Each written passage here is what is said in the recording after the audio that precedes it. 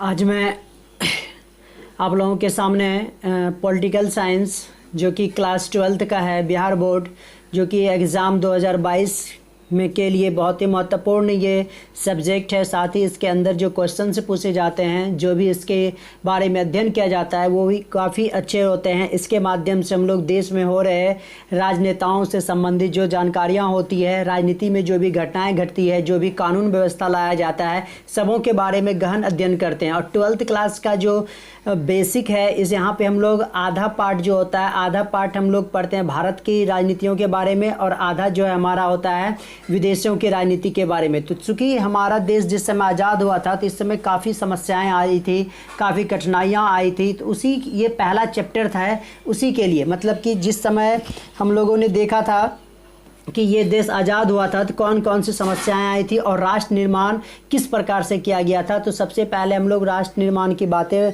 जानेंगे कि राष्ट्र का निर्माण किस प्रकार हुआ था। तो राष्ट्र का निर्माण के लिए क्वेश्चन है पहला मेरा, लघु उत्तरीय प्रश्न के रूप में है और इसका आंसर भी मैं दे रहा हूँ। तो क्वेश्चन है हमारा, राज्य निर्माण का क्या अर्थ है। तो याद रखिएगा, राज्य निर्माण के बारे में अगर कोई भी पूछे या फिर आपका एग्जाम में आए, तो इसमें से मैं बता दे रहा हूँ कि राज्य निर्माण का क्या अर्थ होता है। तो कहता है कि राज्य निर्माण का अर्थ होता है कि राज्य का संविधान सर्वमान्य हो, मतलब कि बताया गया है कि राज्यों का जो संविधान होना चाहिए वो मान्यता हो, सभी लोग उसको माने और वो लिखित रूप में साइन के साथ हो और देश का एकीकरण हो। देखिए, एकीकरण का अर्थ होता है कि किस प्रकार से हम लोग अपने भावनात्मक रूप से एक दूसरे से जुड़ सकते हैं।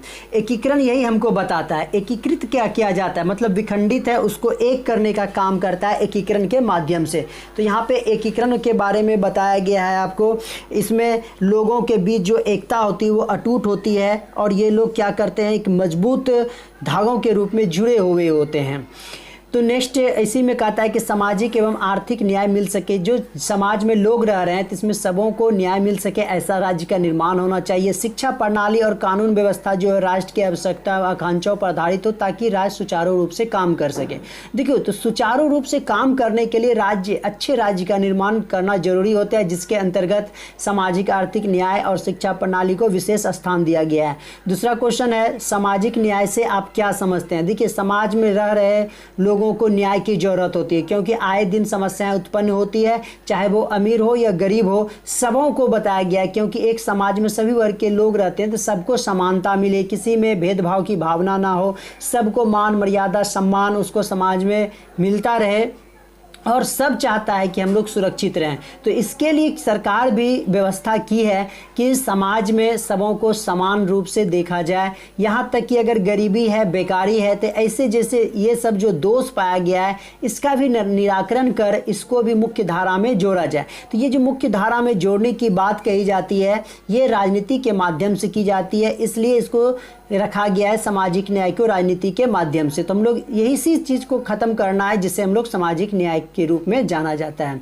नेक्स्ट क्वेश्चन है, राष्ट्र निर्माण की प्रमुख चुनौतियां कौन कौन सी थी। देखिए, जिससे हम लोग आज़ाद हुए थे, आज़ाद के समय जो है यहाँ पे बहुत सारी चुनौतियां बनी हुई थी। क्या क्या चुनौतियां बनी हुई थी, ये हम लोग देखते हैं। प्रमुख रूप से कहता है, भारत में विविधताओं का देश है, सभी जानते हैं। इसमें किस प्रकार एकता स्थापित की जाए, मतलब कि इन लोगों में था कि हम कौन सा संविधान, कौन सा नियम किस प्रकार से लाएंगे कि सभी लोग, सभी जनता क्या हो जाए, एकता स्थापित हो जाए, सभी मिलजुल कर रहे हैं, भातृत्व की भावना से रहे, भाईचारे की भावना से रहे। ये इनके पास बड़ी चुनौतियां थी, ताकि अभी जो ये दंगा फसाद हो रहा है, ऐसी स्थिति फिर नहीं उत्पन्न हो। ये सबसे बड़ी जो है चुनौतियां बनी हुई थी उस समय, जिस समय ये लोग संविधान का निर्माण कर रहे थे, निर्माता जो भी थे। तो आगे हम लोग देखेंगे किन किन के द्वारा निर्माण हुआ है। तो आज अभी तो है यहीं पे तो हम लोग देखते हैं।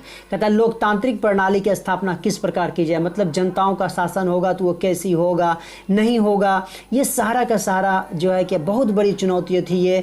लेकिन हम लोग जानते हैं कि लगभग हमारा जो संविधान बनने में 3 साल के लगभग करीब हम लोग पहुंच चुके थे बनाते बनाते, और अंततः हमें सफलता मिली। सभी जो है संपूर्ण समाज को, विकास को ध्यान में रखते हुए संपूर्ण समाज के लोग खुशी खुशी जीवन जीने के लिए इन्होंने क्या किया, इतने सालों के अथक प्रयास के बाद जो है हम लोग क्या हुए, अच्छे राष्ट्र का निर्माण करने में हमको सफलता मिली, जो आज भी हम लोग देखते हैं कि सभी किस प्रकार से उसका क्या कर रहे हैं, उपयोग कर रहे हैं और सभी खुशी खुशी पूर्वक जीवन जी रहे हैं।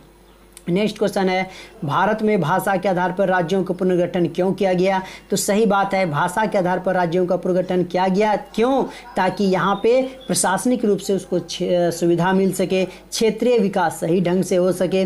देखिए, ये जो प्रशासनिक सुविधा होती है, शासन संबंधित ये सुविधाएं हैं, ताकि अगर आपको किसी भी प्रकार की कोई दिक्कत होती है तो हम लोग को कहीं और तो नहीं जाना पड़ेगा, हम लोग राज्य के अंदर ही रहेंगे। जैसे इसके लिए बनाया गया है आपको सुप्रीम कोर्ट तो आ गया, केंद्र स्तर पे हो गया, लेकिन हाई कोर्ट वगैरह का जो निर्माण किया गया है, जितने भी राज्यों में भी एक सुविधा दी गई है प्रशासनिक रूप से कि कार्रवाई सही ढंग से हो, ये सुविधा मिले। जैसे हम लोग को जातीय आवासीय निवास बनाते हैं, ये सारा का सारा किस आधार पे हो गया? यानी क्षेत्रीय आधार पे हम लोग सुविधा प्राप्त है। और क्षेत्रीय विकास भी सही ढंग से होगा अगर भाषा जानेंगे तभी तो। अगर हम लोग मान के चलिए कि जिस क्षेत्र में रह रहे हैं वहाँ पर आके लंदन, ब्रिटेन या फिर दिल्ली से आ जाएगा, वो अपनी भाषा बोलेगा तो हमको समझने में भी नहीं आएगा और संबंध भी सही ढंग से स्थापित नहीं हो सकेगी।